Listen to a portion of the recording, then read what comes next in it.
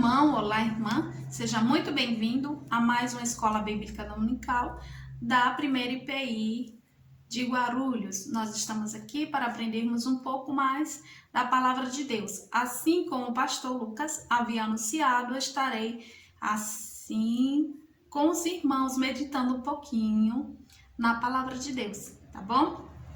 Nós vamos orar, pedir a Deus que nos auxilie nesse momento, tá bom? Pai querido, Pai amado, nós te louvamos e te agradecemos, Deus, por tua bondade e misericórdia, que nos auxilia, que nos acompanha, que está sempre em nossa vida, na nossa casa, naquilo que precisamos, Deus. Em nome de Jesus, abençoe esse momento de estudo, Deus, que possamos ser alimentados pela tua palavra.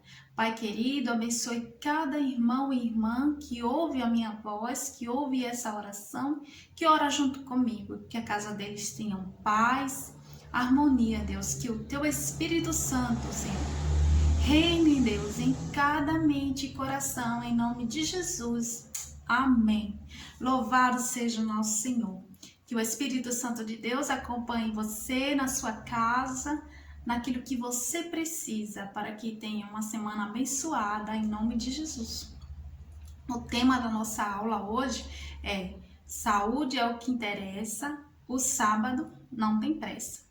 E o texto base vai ser Marcos capítulo 3, do 1 ao 6. Eu estarei lendo aqui e os irmãos podem acompanhar comigo esse texto. O título do texto é O Homem da Mão Ressequida, tá bom? Vamos lá. De novo, entrou Jesus na sinagoga e estava ali um homem que tinha ressequida uma das mãos. E estavam observando a Jesus para ver se o curaria em dia de sábado, a fim de o acusarem. E disse Jesus ao homem da mão ressequida: venha para o meio. Então lhes perguntou: é lícito nos sábados fazer bem ou fazer mal? Salvar a vida ou tirá-la? Mas eles ficaram em silêncio, olhando-os ao redor, indignado e condoído, com a dureza do coração, disse ao homem: estende a mão. Estendeu-a e a mão lhe foi restaurada. Retirando-se os fariseus, conspiravam logo com os herodianos contra ele e como lhes tirariam a vida. Pois é, essa é uma palavra muito comovente, né? Estava Jesus, né, na sinagoga, lá no lugar, né, de adoração, no lugar de falar sobre a palavra de Deus, no templo, né, no lugar de ensinar, né, as pessoas a forma de adorar a Deus, como adorar a Deus, e Jesus estava com essa com essa comunidade, nesse lugar de adoração a Deus.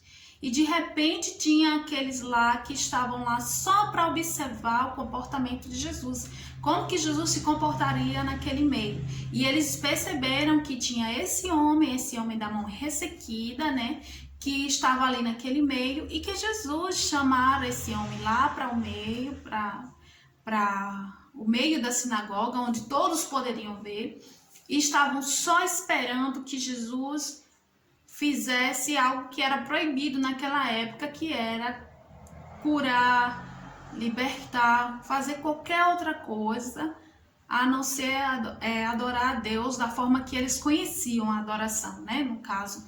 Então, era proibido que Jesus fizesse esse movimento de cura, né? Chamasse aquele homem, curasse aquele homem.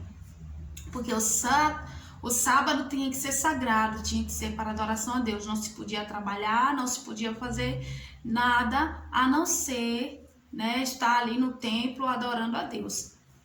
Então, nós temos esse contexto social, né?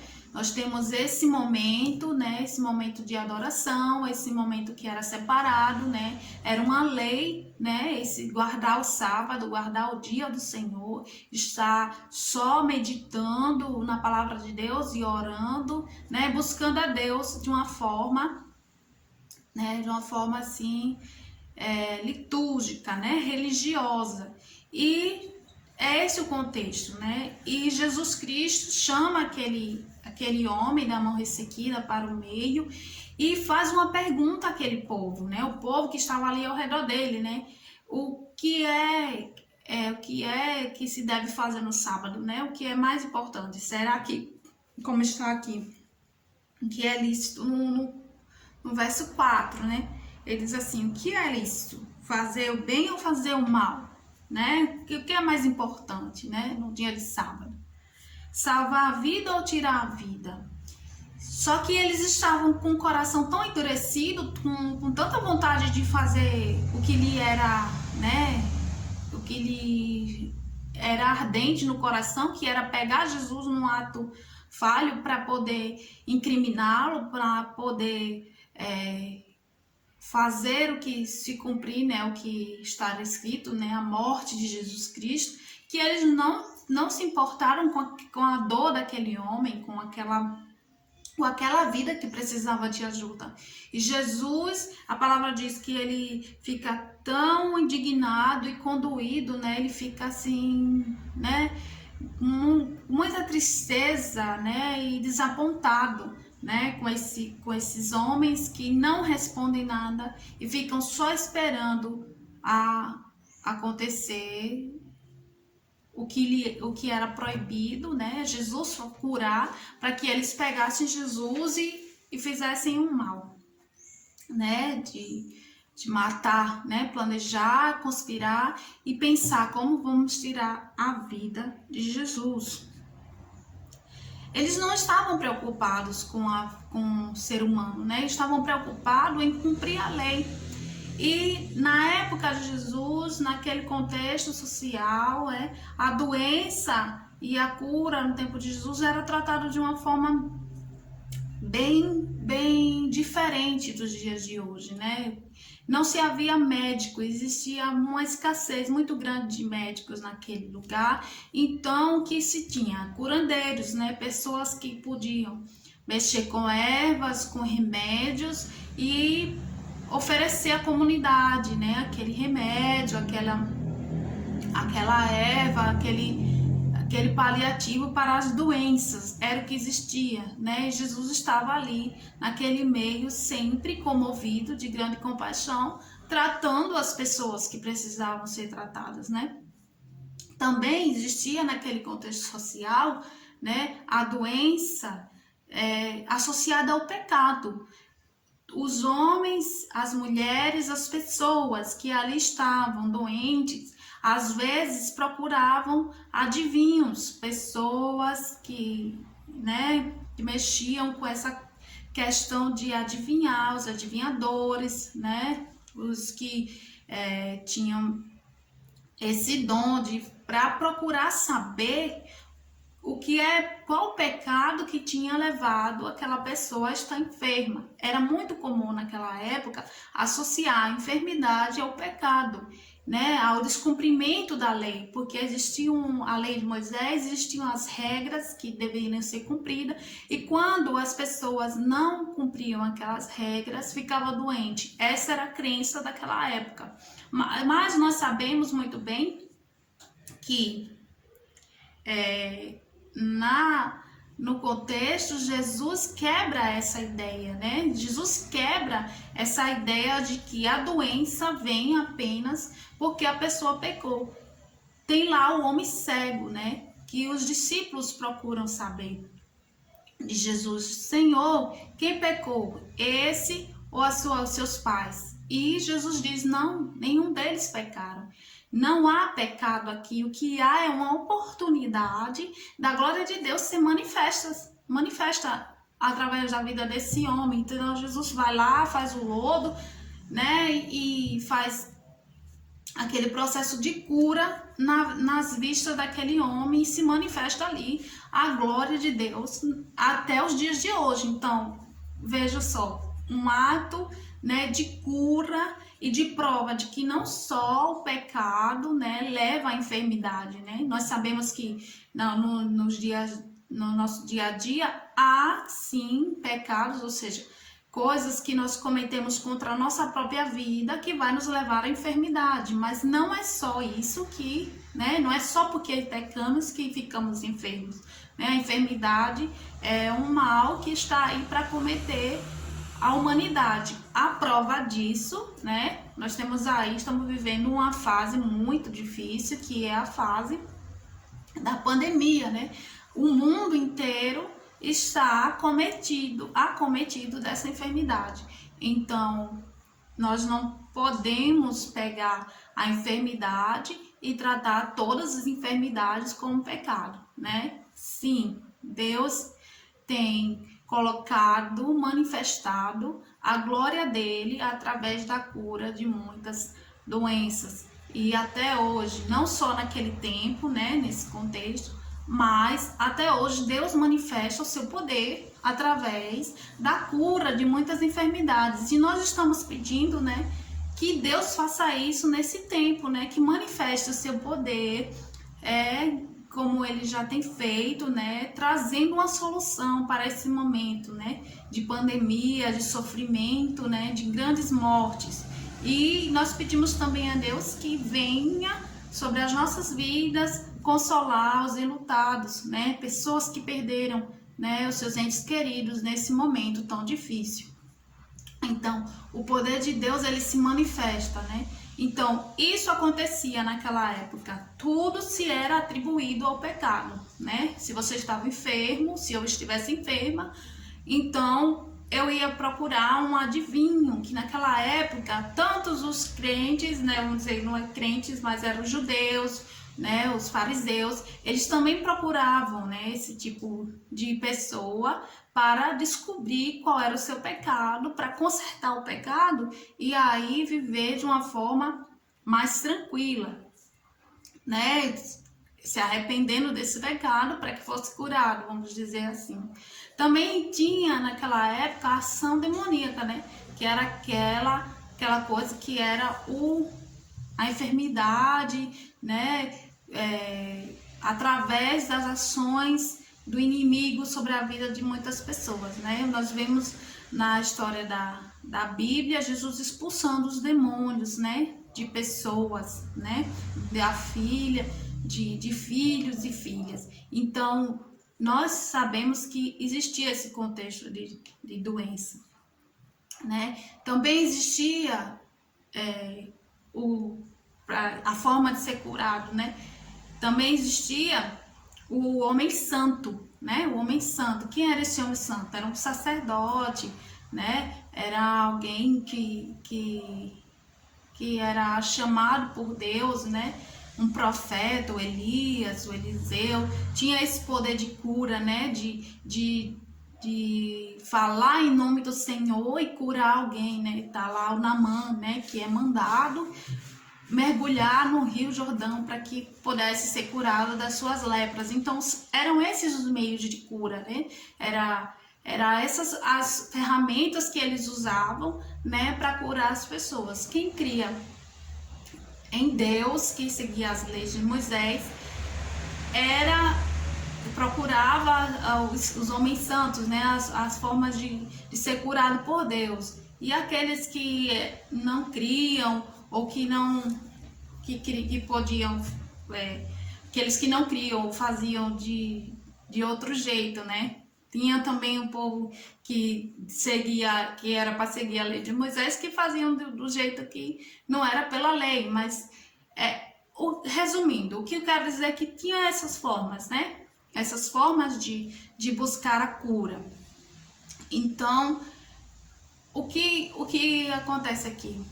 né, nesse texto, né, nessa nossa conversa, é que existia um contexto social de muita doença, de muita enfermidade, que as pessoas sabiam que não era fácil, né, o acesso a essa cura, né, existia todo um contexto de preconceito, né, para os doentes, mas o que acontece aqui? Os fariseus e os herodianos estavam mais preocupados em condenar a Jesus do que ficar feliz por aquele homem estar sendo curado, sendo que naquela época a gente viu quantas coisas difíceis para se conseguir uma cura. E Jesus era aquele que estava ali no meio daqueles homens, curando, restaurando, né, as pessoas, independente de ser um dia de sábado. Porque o mais importante para Jesus era a fé. Jesus cura através da fé. Está aqui um texto que nós podemos, né, confirmar isso, né? Que é aquele texto de Marcos 5,34, que diz: então lhes disse, filha, a sua fé a curou, vá em paz, fique livre do seu sofrimento. Então, o que Jesus fazia era curar através da fé. Jesus não usava nenhum dos artifícios que os antigos usavam, né? Que aqueles que foram citados antes usavam. Não, Jesus usava justamente a fé daqueles que o procuravam para ser curado. E os fariseus, eles estavam muito mais preocupados em pegar Jesus na saia justa, né? Numa situação ruim, do que amar, né, e festejar com aquele homem, né, com aquele irmão que foi curado, certo? Então essa era o embate, né, a briga daquela época, né? Então Jesus pega esse homem e cura. Então a tristeza é transformada em alegria. Jesus rompe, né, a barreira do legalismo, a barreira, né, da religiosidade, para salvar aquele homem, porque o mais importante para Jesus é a vida daquele homem, né?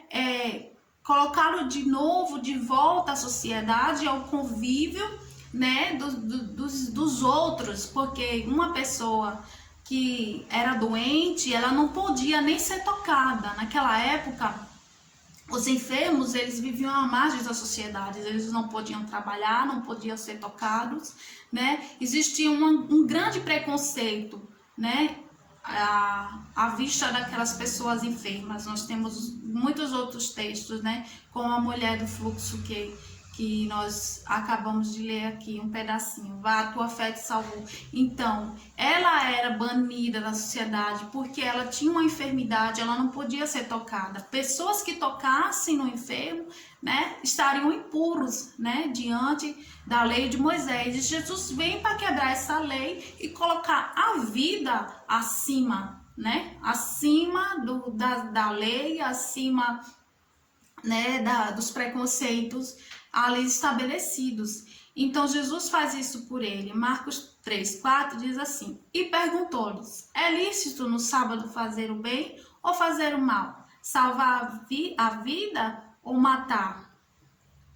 E eles calaram-se. Por que eles se calam? Porque o interesse deles não é na vida humana. O interesse deles é em prejudicar Jesus, é em fazer com que Jesus fosse pego em um ato de descumprimento da lei. Então eles estavam pouco preocupados, né, com a vida humana. Eles, os herodianos e os fariseus, né, estavam preocupados mesmo em tirar a vida de Jesus. Jesus conhecia os pensamentos dos seus opositores e sabia a intenção, que não era nobre, mas perniciosa. Jesus, conhecendo, né, o coração daqueles homens, não se importa com a posição deles e faz um milagre na vida daquele homem, trazendo aquele homem de volta à sociedade, restaurando, né, a vida dele, não só fisicamente, mas moralmente, que agora ele podia, né, estar junto à sociedade sem nenhum preconceito, sem nenhuma vergonha, nenhuma dor. Porque você veja, como eu falei, né? Se eles associavam o pecado à doença, então aquele homem não era bem-vindo, porque aquele homem não estava cumprindo a lei de Moisés, porque ele estava em pecado, então ele estava fora do cumprimento da lei. E aí Jesus vem e estabelece que mais importante é a vida humana do que a lei e cura aquele homem.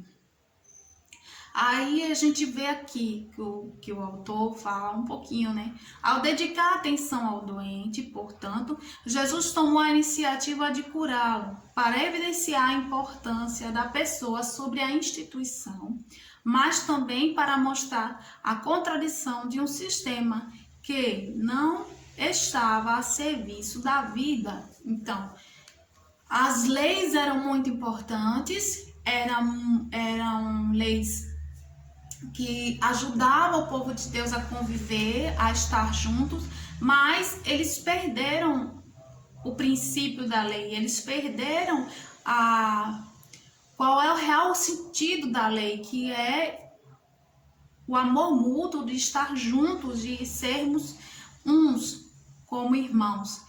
Então, ao perder esse sentido, eles ficavam muito mais focados na lei, no cumprimento das regras, e passavam por cima da humanidade, passavam por cima, né, do amor ao próximo, passavam por cima das coisas, das necessidades básicas uns dos outros. Porque mais importante para eles era estar puro, né? E uma pessoa que está em pecado, né, não está pura, então ele não é digno de estar diante de Deus, uma sinagoga, não está cumprindo. Sendo que nós sabemos que essa coisa do puritanismo, né, de estar puro, é muito difícil da gente saber quem realmente estava ou não, porque não tinha um indicador físico, mas o coração humano, né, e as atitudes, né, mostravam que estava muito longe daquilo que Deus esperava para o seu povo. Então, nós percebemos aqui com a atitude de Jesus que o bem e a vida das pessoas não deveria ser prioridade sobre as tradições da comunidade, né? Ficou aí essa pergunta. O bem e a vida das pessoas não deveria ser prioridade sobre a tradição da comunidade, né? Então, o que é mais importante? O que é mais importante para a nossa vida hoje? Vamos trazer para os nossos dias. O que é mais importante, né? São as nossas regras de como nós tocamos a nossa igreja, de como nós convivemos na nossa igreja, ou o mais importante é a vida do nosso irmão, é a vida daquele que nós amamos. Será que nós estamos fazendo que nem os fariseus e os escribas? Será que nós estamos fazendo como os herodianos, né? Procurando no outro um ato falho para que a gente possa julgar, para que a gente possa levar à morte, ou porque a gente possa dizer assim, esse não é digno de ser curado, essa não é digna de ser curada, porque ela não se comporta da maneira que a igreja exige, da maneira que a lei exige. Nós estamos em um novo tempo, querida, nós estamos no tempo da graça, nos foi dado Jesus Cristo, nosso Salvador, que nos auxilia, que nos ajuda a viver melhor, né? Nós não devemos viver entregues ao pecado, isso é uma verdade, mas como que nós estamos lidando com o comportamento do outro? Será que nós estamos assim só observando para ver onde ele vai cair? O que é que essa palavra nos ensina? Será que realmente as nossas regras e tudo aquilo que nós praticamos na igreja é mais importante do que a vida do outro? Então, nós precisamos pensar um pouco nisso.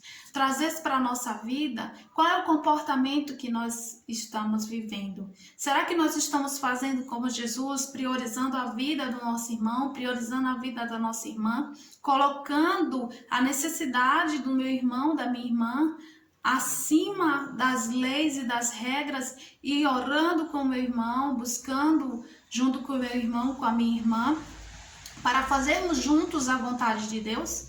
Então, vamos pensar um pouco nisso. O bem e a vida das pessoas não deveriam ser prioridade sobre as tradições da comunidade? Será que nós estamos enfrentando esse desafio?